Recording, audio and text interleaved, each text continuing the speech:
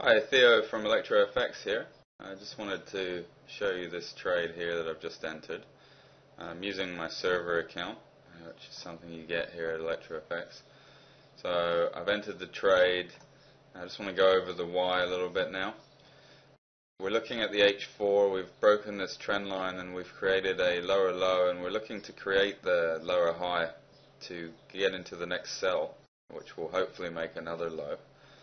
And I've been monitoring this on the M30, and we've at least broken this trend line of what is supposedly going to be the pullback.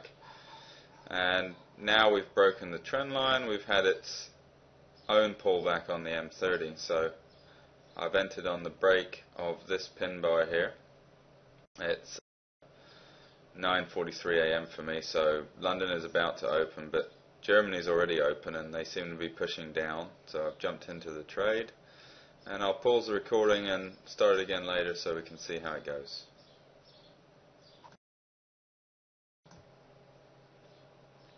So this morning there seems to be a fair amount of sellers in the market, and we've pushed down. A couple of things have happened really. Is obviously one, we're in profit, but two, on the H4 we've now broken this indecision candle also. And I just want to point out that a good thing to look at is the daily chart, and this one daily candle paints a picture of yesterday, and yesterday price was clearly rejected at this area. So now we've come back into the rejection area, and we've had this lovely setup on the M30 to support the H4 trade. Now this is one of the types of trade that I teach, and it's a pure price action trade. Once we break a trend line and we, in this case, create a lower low, we look to trade the lower high and go with the flow. Now in this particular case, it just so happened that the entry was the exact same thing happening on a smaller scale, which was the M30. So we've had this trend line, it's been broken, we've had a slightly lower low than this one, and now we're looking to trade the lower high, but we're looking to get into this trade. So our stop loss is just above yesterday's high, which gives us around a 50 pip stop loss. And our minimum target area is going to have to be this box down here, which is a support box.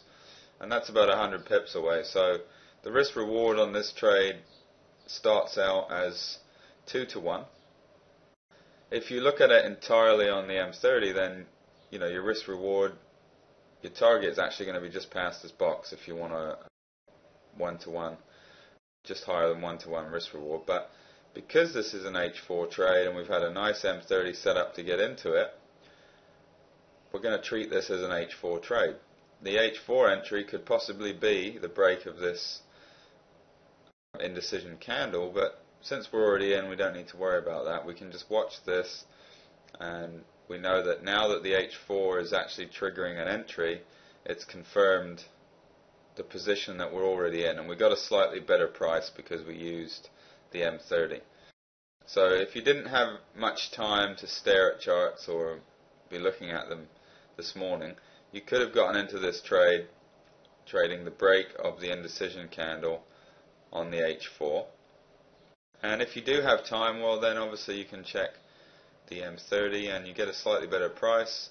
It makes your risk reward a little bit better, and I always advise it for those that have the time or see a setup setting up on H4. You just check your M30, see if you can get a better entry.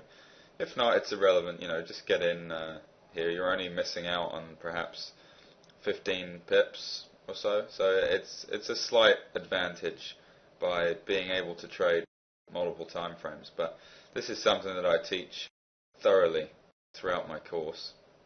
I'm going to pause the video again and I'll get back to you once this trade has reached the target.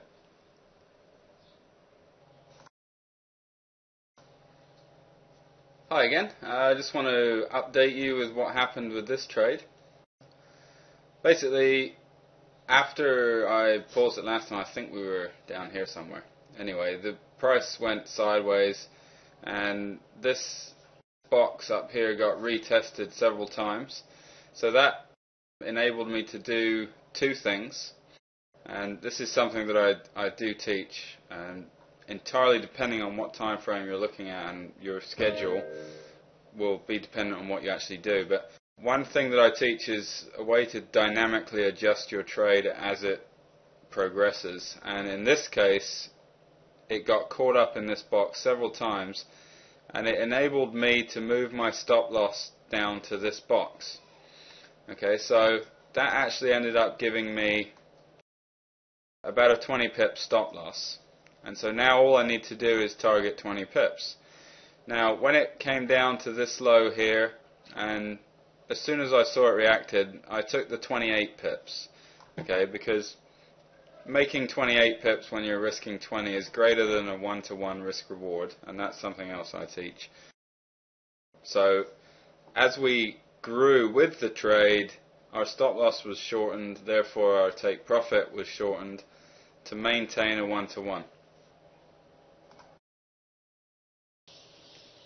I've just decided to add this on to the end of the video there. I was out for the rest of the day and doing other things this afternoon, and I've just taken a look at the chart here and I'm seeing what happened, and it turns out that it's a perfect example to explain to you the benefits of dynamic trading. And I thought that we might as well just wrap up this video so that I could explain to you how you would deal with each and every situation. So first off is if you traded the H4, then you got yourself a loss. That was a 50 pip loss.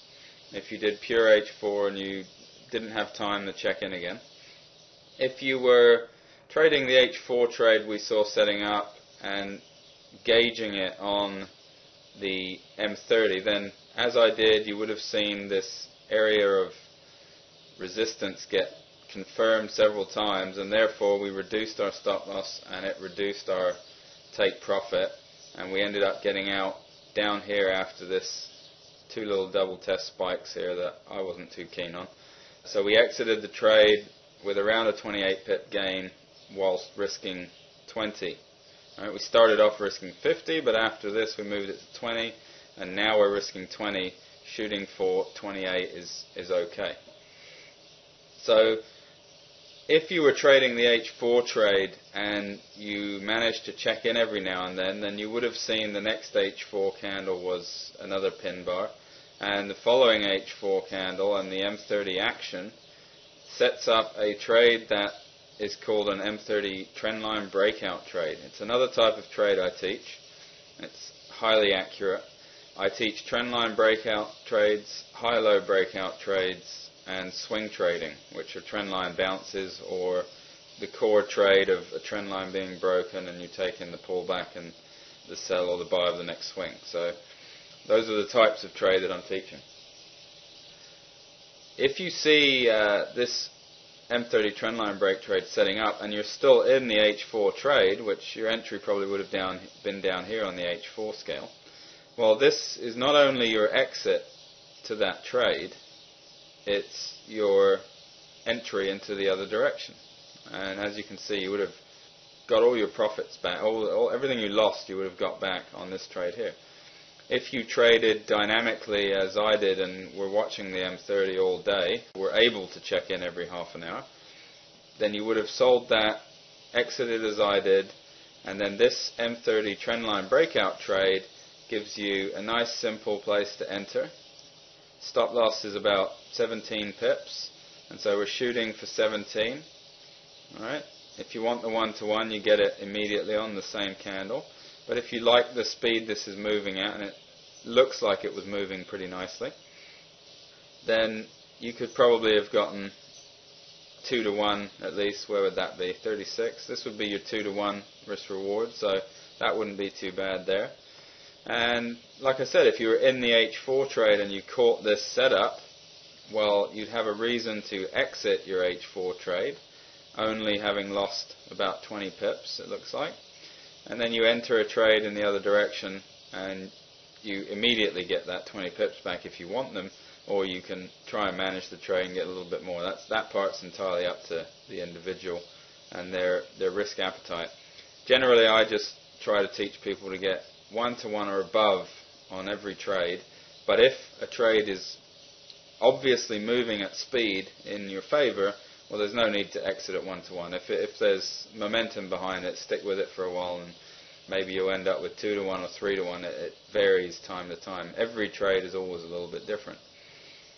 So the benefits of being a little bit dynamic and having the knowledge of every single type of trade I teach would allow you to avoid the 50 pip loss.